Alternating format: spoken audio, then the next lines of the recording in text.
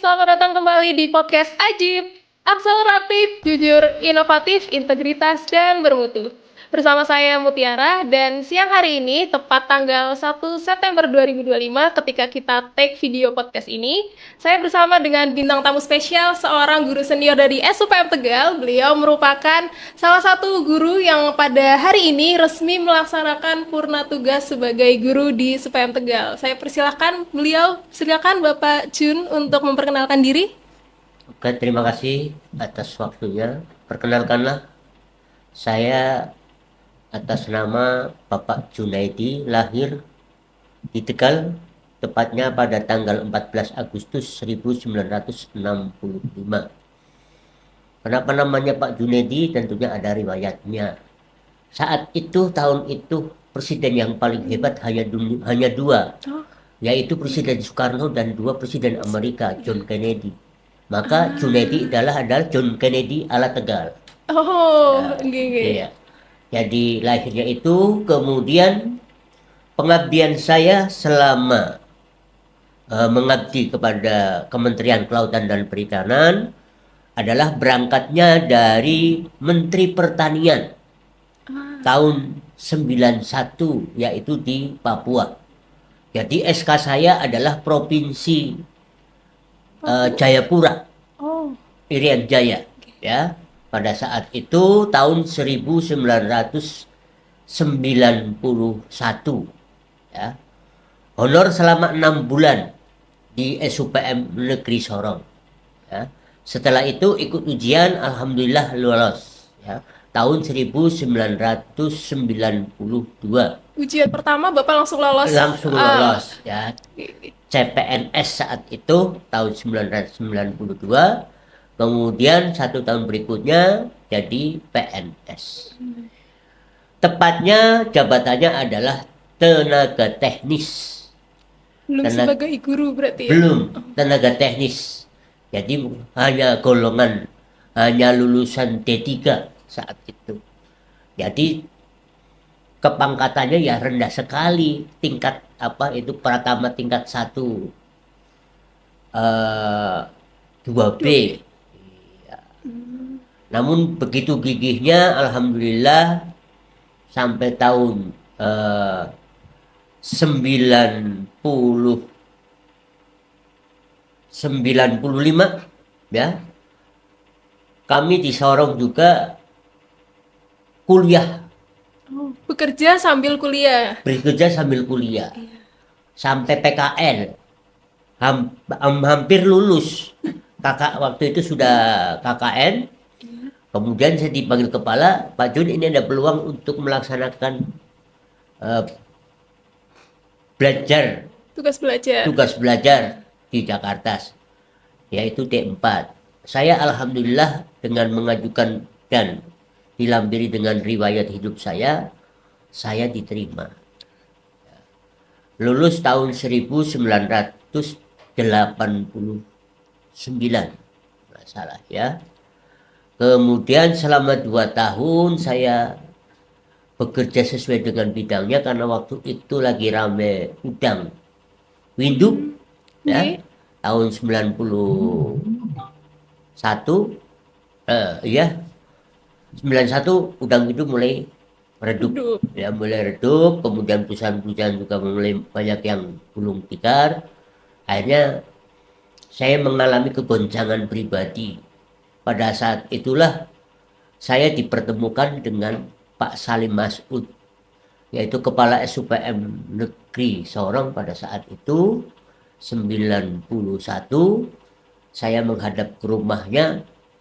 Dengan pengalaman saya selama 2 tahun berkecimpung dalam dunia perudangan, terutama udang windu, Bapak Salim tertarik, ya. Karena beliau tertarik, kemudian dia menawarkan, bagaimana kalau kamu bergabung dengan saya tapi di Papua sana. Jadi karena di Papua, makanya saya memberikan tawaran. Apa yang bisa Bapak berikan untuk saya kalau saya lepas tanggung jawab saya di sini? Karena Bapak awalnya di Tegal, betul, kemudian diminta untuk ke Papua, yang mana Papua itu kan jauh sekali ya Pak, kalau dari Tegal itu Maksudnya Bapak diminta pergi ke sana melaksanakan tugas di tempat yang jauh, tapi kalau feedbacknya atau timbal baliknya nggak tidak ada, sesuai, nggak ya ada nggak kan sesuai, ya saya rugi ya mikir, Pak. Iya betul. saat itu saya mikir 2 kali. Pada saat itu saya tawarkan apa yang bisa Bapak, apa yang bisa saya berikan, bisa berikan untuk saya kalau Bapak tertarik dengan tenaga saya. Akhirnya beliau bilang begini, segala pembiayaan kamu dari Tegal sampai ke Sorong, sampai sana akan saya ganti semuanya. Semua ditanggung beliau. Iya.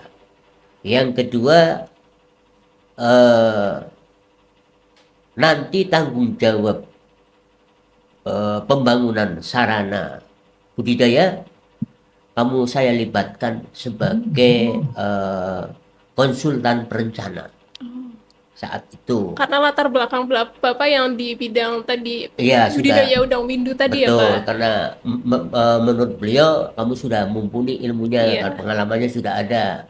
Saya bilang saya sejak kuliah sampai detik ini saya berkecimpung dalam udang, Budidaya. Pak. Budidaya udang. Jadi kalau berbicara udang ya bukan asing lagi. Kamu bisa membuat tambak, bisa. Membuat hatchery, bisa. Ya sudah. Nanti ketemu saya jam 6 malam, jam 6 sore di terminal bis. Saat itu berkas apa yang bisa saya bawa dari kamu? Sore itu juga saya mencari berkas. Ya berkas ijazah apa saya bawakan pokoknya sejadi-jadinya lah. Dalam Itu. waktu yang mungkin Sesingkat-singkatnya, hanya 1 hari atau sore itu, saya ketemu jam sekitar habis asar jam 5-an, jam malam 6, sudah berangkat. harus berangkat jam 6 Iya, sore. Bapak sudah berangkat. Jadi saat itu nggak disangka yang namanya nasib akan berubah begini. Dan saya datang ke sana dengan honor 45.000. Di tahun 91. Iya, Kalau dikonversikan di tahun sekarang 2025 kayaknya sekitar berapa itu Pak? aduh. 50, Pak, 100 ribu kah? Saya nggak habis pikir gitu. Wong saat itu saya dirantau, tapi saya ditanya orang tua, saya bilang ya cukuplah untuk hidup. Padahal karena saya punya bekal, waktu saya di swasta masih punya tabungan gitu. Iya, iya. Tapi triknya saya kan kepada orang tua supaya orang tua jangan kecewa, saya tetap jaga diri. Tidak kecewa, tidak khawatir gitu ya Betul, Pak. iya. Selalu ceritanya enak saja gitu. Kita tutup-tutupin yang pahit-pahitnya. Iya. Orang tua taunya kita sukses di sana. Sampai 92 awal saya ikut ujian, alhamdulillah lolos. Nah, lolos itulah SK saya adalah golongan 2B. Tuh. Jadi tugasnya adalah tenaga teknis. Tapi izin Pak, kalau dulu CPNS itu apakah sudah langsung memilih penempatan mau ambil di unit mana dengan posisi apa? Kayak seperti sekarang kan setahu saya kalau kita ikut CPNS langsung memilih mau di unit mana, terus penempatan di jabatan apa sesuai dengan ijazah. Zaman dulu apakah seperti itu? Makanya Yang Bapak jelas ambil. saat itu karena ujiannya di Papua atau di Irian atau di Sorong, ya penempatannya di Sorong. Oh, dan di otomatis SMPN ya, Pak? Sorong. Iya betul, otomatis. Kalaupun bisa kemungkinan satu wilayah atau satu Papua gitu, Irian Jaya gitu, mau Iya. di Manokwari atau di mana. Saya pas kebetulan di SUPM Sorong, ya Sorong. di SUPM Sorong saat itu. Kalau saya lihat dari riwayat kerja Bapak nih, di Sorong termasuknya lama ya Pak? Dari tahun 91 sampai 2003. 2003, betul. Dengan berbagai posisi, ada yang awalnya tenaga honorer, sampai akhirnya guru golongan 2A, terus Bapak ikut sekolah lagi, penyesuaian ijazah, sampai akhirnya menjadi wakil kepala sekolah nih Pak, di bidang ada kesiswaan, humas, sampai akhirnya kepala subbagian umum. Setelah dari 2003, Bapak kembali ke Tegal itu, apa yang memotivasi Bapak untuk akhirnya, oh saya rasa mungkin sudah cukup di Sorong, saya mau pulang kembali ke kampung halaman. Triggernya apa Pak? Sebenarnya saat itu sih saya karena karir lagi bagus ya, Iya. nggak ada terus bersit pikiran bahwa saya akan ke Jawa. Hanya setiap saya waktu itu saya karena kebetulan dikasih amanat sebagai Pimbagro atau Pimpro ya saat itu, setiap ada irjen setiap saya mengantar beliau selalu nawarin, Jun, kamu kalau pengen maju sebaiknya kamu pindah saja. Jangan lama-lama di Papua. Pindah. Apa mau ikut saya di Irjen katanya gitu. Di Jakarta ya Pak, di Ah, pusat. tahun pertama nggak mau, tahun kedua nggak mau, tahun ketiga sama ditawarin begitu juga. Akhirnya saya bilang, kalau memang tujuannya untuk kemajuan saya, silahkan Bapak usahakan bisa nggak? Oh gampang, Oh, katanya. Gampang, karena bos kamu itu setiap minggu pengajian sama saya. ada relasi ya Pak? Iya, pada saat itu ya memang karena mungkin kedekatan saya saat itu sebagai Pimbagro, kan saya melayani tamu yang dari Jakarta. Apapun keadaannya saya yang melayani, saya yang bertanggung jawab. Jadi dia mungkin merasa ya gak enak ya diladenin terus sama Iya. saya. Dari mulai mau bangun tidur sampai mau tidur saya ladeni gitu loh. Akhirnya udah gampang Jun, nanti saya usahakan. Nggak lama 1 minggu berikutnya dari Jakarta nggak sama saya, yaitu Irjen itu. Jun, udah saya sampaikan, silahkan kamu suruh ngajukan lamaran sendiri atau pengajuan mutasi sendiri ke sana, sampaikan. Karena saya juga tidak tahu jadwalnya Pak Sunan, akhirnya saya mencoba menghubungi habis subuh.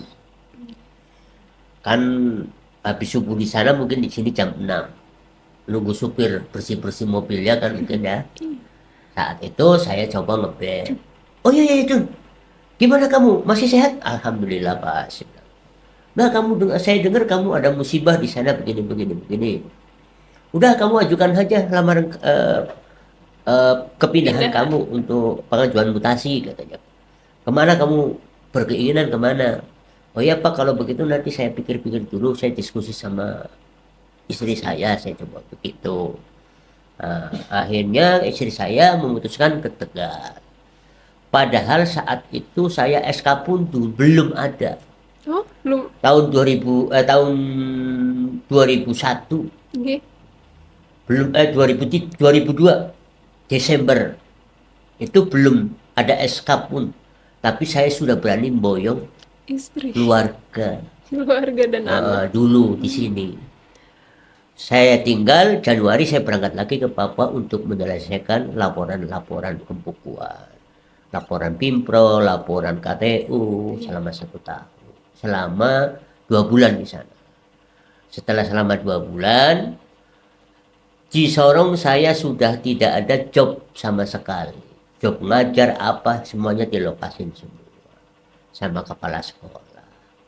Karena kepala sekolah langsung dibel dari Jakarta, ini sudah ke Tegal. Sudah langsung di ACC untuk Iya, silakan Pak Jun. tapi SK-nya belum Belum keluar. Selama nunggu SK saya ada di Tegal. Nah, pada saat saya melapor ke Jakarta, kepegawaian saya saat itu, kepegawaian KKP itu manggil saya, Jun, ini keputusannya gimana? Kamu jadi mutasi ke Tegal, apa istrimu naik jadi PNS? Oh, waktu itu ibu belum Waktu itu PNS. ibu ikut tes CPNS di Sorong. Dan lolos. Dan lolos. Kalau saya nggak mutasi, ibu lolos. Tapi karena saya tetap mintanya mutasi, maka ibu dibatalkan. Resikonya itu. Iya. Makanya saat itu saya bilang, saya tetap kekeh mutasi saja Pak. Karena saya pikir kesempatan tidak akan terulang Tidak datang 2 kali. Iya. Mumpung ada kesempatan, saya coba. Oke, saya itu. Mulailah tahun 2013, bulan 3 saya ke Tegal. Tuh. Selama 1 semester saya tidak ada job dan belum ada SK di sini. Tapi saya tetap ngantor di sini.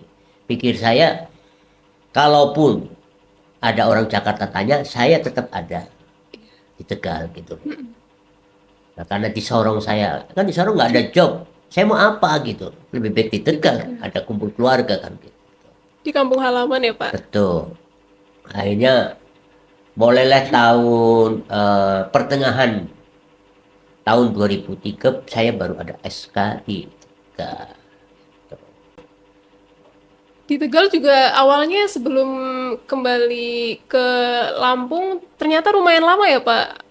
2003 kalau di catatan saya nih 2003 sampai 2014 sebelum Bapak jadi kepala di SUPM Kota Agung. Tapi ketika di Tegal, Bapak sudah ke SUPM Tegal ini kalau dilihat jenjang karirnya kan berawal dari guru juga, terus kemudian karena ada riwayat menjadi kaprodi ya Pak, ketika di Sorong, akhirnya di sini juga menjadi kaprodi, terus wakil kepala sekolah juga. Itu kenapa tiba-tiba dari Tegal, akhirnya memutuskan menjadi kepala sekolah di Kota Agung? Nah, kalau terkait dengan jabatan saya karena pengalaman mungkin di Sorong sudah banyak menjabat berbagai macam jabatan ya. Di Tegal dipercayakan pertama sebagai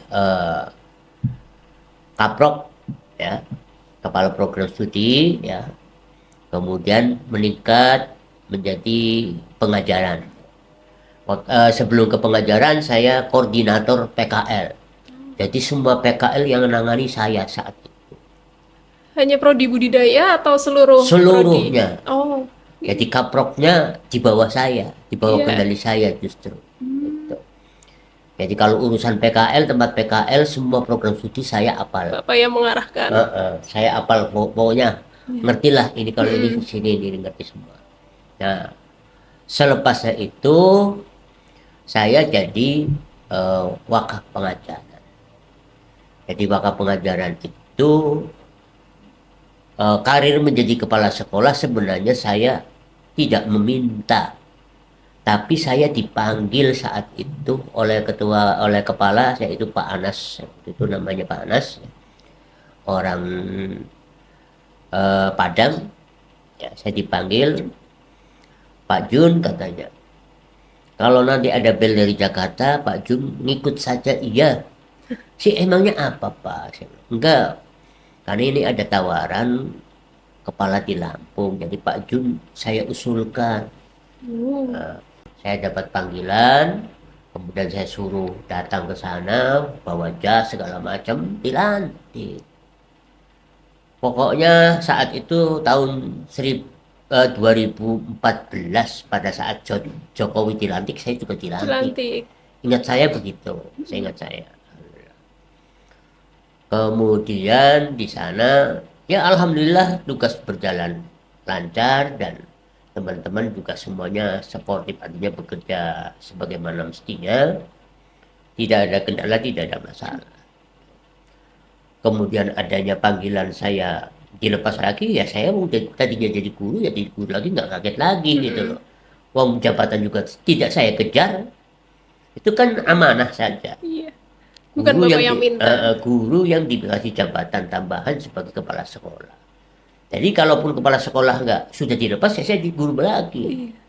Makanya pada saat saya dilepas, kemudian saya ditanya Pak Hairul Huda, Pak Jun sekarang mau apa, mau jadi pengawas apa mau?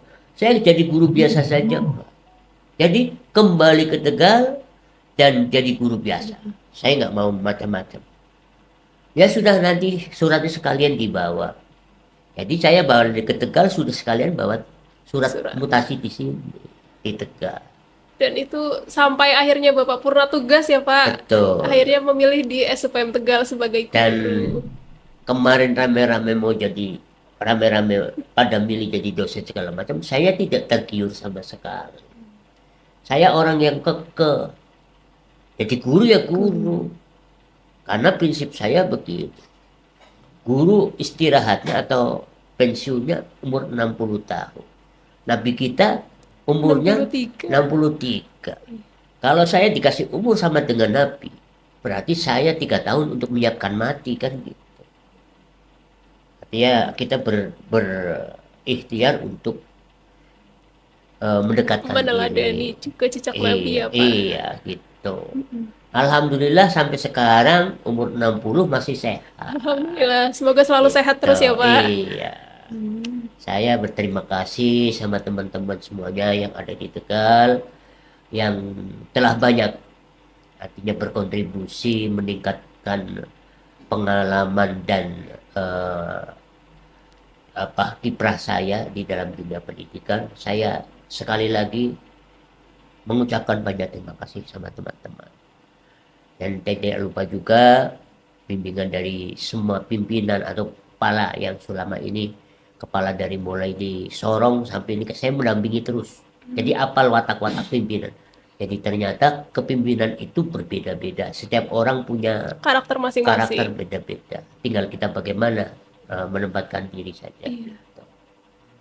Dan ternyata ya setelah saya jadi kepala, saya mengerti itu juga, menerapkan itu. Alhamdulillah sampai sekarang masih sehat dan tidak ada kendala apa-apa. Artinya kalau memang ada kendala mungkin saya dipanggil KPK kah apa. Alhamdulillah tidak Alhamdulillah, ada. sampai purna Berarti sampai purna tugas. tugas. Berarti Bapak tugas bersih. saya selesai. Itu Selesai artinya dan selesai, nggak ada sandungan. Alhamdulillahnya di situ. selesai dan benar ya Pak, dilaksanakan dengan baik Ya, dan benar. jadi pada prinsipnya kalau kita memang ikhlas dan tulus untuk institusi, insya Allah akan aman. Tapi kalau untuk kepentingan pribadi, ya itu kesandungan. Tuh.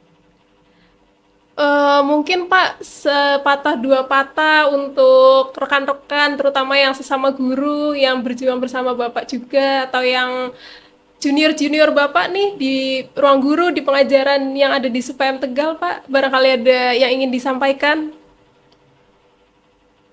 Saya sih inginnya memberikan semangat spot ya kepada rekan-rekan.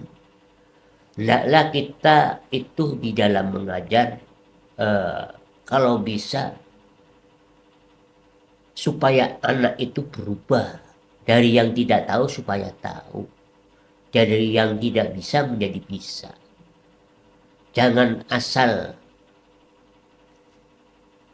kejar target tapi tidak tahu kemampuan anak yang sebenarnya. Sebaiknya tahu kemampuan anak sampai ngerti. Memang menurut Kiai Zubair yang ada di Jepara almarhum itu ya, itu dia pernah berpesan dalam bukunya itu mengatakan bahwa sebagai guru sebaiknya kita ini ikhlas memberikan ilmunya kepada siswanya. Setelah itu berdoa. Jangan maksakan diri anaknya seperti dirimu. Itu Mbah Zubair mengatakan begitu. Tapi kalau saya berpikir sebaiknya guru merubah perilaku anak yang tadinya tidak baik harus semakin baik. Pokoknya ada perubahan. Jangan setelah menghadapi anak itu, menghadap kita, anaknya tetap biasa. Itu berarti kita nggak berhasil. Tapi kalau ada perubahan berarti itu ada Keberhasilan kemajuan. kita juga ya Pak Iya, berarti. iya. Alhamdulillah dari mulai tahun 2003 sampai sekarang di SUPM Tegal dan Kota Agung ya, sebentar di Kota Agung, alhamdulillah anak-anaknya kalau ketemu saya masih tetap responsif dan kesannya baik. Artinya mereka tetap nggak lupa Pak Jul gimana. Alhamdulillah, dan ada yang sudah kerja di karantina, kerja di sini, kerja di sini. Wah, rasanya saya bangga punya anak-anak semuanya. Anak didiknya ternyata sekarang sudah punya jabatan. Bahkan lebih tinggi dari Bapak ya Pak. Betul. Betul. Ya bagi teman-teman sekali lagi hendaknya tadi kita ikhlas, kita fokus memajukan sekolah ini. Nggak usah berpikir kayak orang dagang, untung rugi nggak usah itu. Karena yang jelas nanti karir itu akan mengikuti kinerja kita. Kalau kinerja kita bagus, ikhlas, insya Allah akan ikut. Itu. Kadang kan kita kayak orang dagang hitung untung rugi dan sebagainya. Jangan begitu. Perhitungan ya Pak. Iya, jangan. Nggak usah. Kalau dengan siswa, dengan institusi, lepas saja. Ikhlas saja. Insya Allah Tuhan akan memberikan ganti yang lebih baik. Kalau sekarang nih Pak, rencana terdekat mungkin setelah purna tugas, adakah yang ingin dikejar target Bapak yang belum terlaksana atau mungkin ada rencana mau apa gitu? Saya sih pengennya wirausaha. Lagi kecil-kecilan mencoba beternak entok. Oh, memilih entok. Entok, ya. Satu unik, yang kedua entok itu ternyata menjadi hiburan, bisa menjadi hiburan. Kalau masalah keluarga, saya mengharapkan sih mau jadi MC, yaitu Momong Cucu. MC. Iya. Amin, semoga Nah, segera kemarin terwujud. sebelum pensiun, alhamdulillah sudah menikahkan anak yang Mm-mm. pertama, anak perempuan. Kemungkinan juga dalam 1 bulan ini sudah ada tanda-tanda. Oh, selamat Iya. Bapak. Sebentar lagi resmi dipanggil kakek. Mudah-mudahan Tuhan memberkati kita dan Amin. anak keturunan kita menjadi kenyataan dan menjadi apa yang diharapkan menjadi kenyataan itu saja. Ada lagi mungkin yang mau disampaikan ke audiens, Pak, ke penonton sebelum kita akhiri pembicaraan siang Oke, ini? terima kasih para penonton yang saya hormati. Sekali lagi, inilah nasib. Sekali lagi nggak ada yang tahu. Nasib itu yang menentukan Tuhan. Kita mengabdi ke mana saja, di mana saja. Yang penting kalau diikuti dengan kejujuran, keikhlasan, insya Allah kita apa yang kita inginkan akan tercapai. Saya tadinya tidak ada bayangan akan pulang kampung, akan mengakhiri masa karir atau masa pengabdian di kampung halaman. Tapi nyatanya bisa. Hari ini saya buktikan bisa kembali ke keluarga dan kumpul dengan keluarga di Tegal. Waktu itu, waktu di Papua nggak ada bayangan sama sekali. Apalagi punya rumah di Tegal, nggak ada sama sekali. Tapi itulah hebatnya Allah, apa yang kita inginkan ternyata jadi kenyataan. Kun fayakun. Iya, kun Jadilah fayakun. maka Saya merasa jadilah. begitu. Ya. Terima kasih Bapak atas insight-nya, atas masukannya untuk saya, terutama untuk penonton juga, untuk Sobat Bahari. Terima kasih Bapak sudah mau hadir ngobrol bersama saya, singkat tapi banyak sekali makna yang bisa saya ambil. Kalau tadi saya simpulkan sedikit, dari riwayat pekerjaan Bapak yang awalnya sama sekali tidak ada gambaran, oh Bapak akan terbang ke Sorong, akan berkarir di sana, sampai akhirnya kembali ke kota asal, ke kota kelahiran, ke Tegal, dan bisa mengakhiri purna tugas di Tegal. Semuanya terjadi seperti tiba-tiba, tapi ternyata itu ya memang begitu, sudah takdirnya ya Pak, Kayak ada yang kelihatannya. ngatur. Iya, padahal kita nggak merencanakan, tapi Eh, memang mungkin sudah jalan hidup kita, sudah rezeki kita. Jadi ya alhamdulillah ya Pak, Bapak selama hidup merasakan banyak sekali kenikmatan dan banyak sekali suri tauladan yang bisa kita ambil mungkin dari cerita Bapak ya Pak siang hari ini. Semoga Bapak nggak kapok ya Pak, untuk walaupun sudah purna tugas, untuk sering-sering main ke sini untuk ketemu sama kita Bapak, bersiraturahmi. Nah, kalau ketemu di jalan nanti jangan ini ya Pak, jangan lupa saya gitu, Oke, sama pegawai-pegawai yang lain juga. ada hal yang mungkin saya titipkan untuk anak-anakku, Oke, monggo. terutama siswa SUPM Tegal. Saya mungkin menjadi idola anak-anak SUPM, terutama jurusan budidaya, karena kebetulan saya budidaya. Awalnya memang mungkin menyakitkan karena saya orangnya lugas, orangnya tegas. Tapi di lain sisi ternyata mereka akhirnya pada saat endingnya mereka malah kejar saya. Karena saya termasuk guru yang paling telaten dan paling tadi keikhlasan untuk memberi, untuk membetulkan sampai anaknya mau Detail ya Pak. detail gitu. Dan itu sampai anaknya lulus pun masih tetap teringang-ingang di sini pikiran mereka. Pak Jun pokoknya. Jadi sampai sekarang pun hubungan dengan mantan siswanya yang sudah bekerja maupun yang masih kuliah masih akrab. Alhamdulillah, Sering iya. konten-kontenan lewat HP.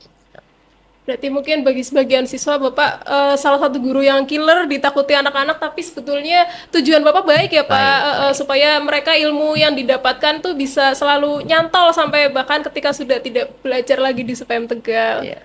Iya. Kemarin saya dapat ucapan dari alumni yang sekarang di STP. Waduh, ucapannya cukup saya terenyuh gitu. Karena banyak Kenapa terima Bapak? kasihnya dan katanya ilmu Bapak sangat bermanfaat setelah saya kuliah, ternyata benar apa yang dikatakan Pak. Itu saya merasa wah plong ya ampun.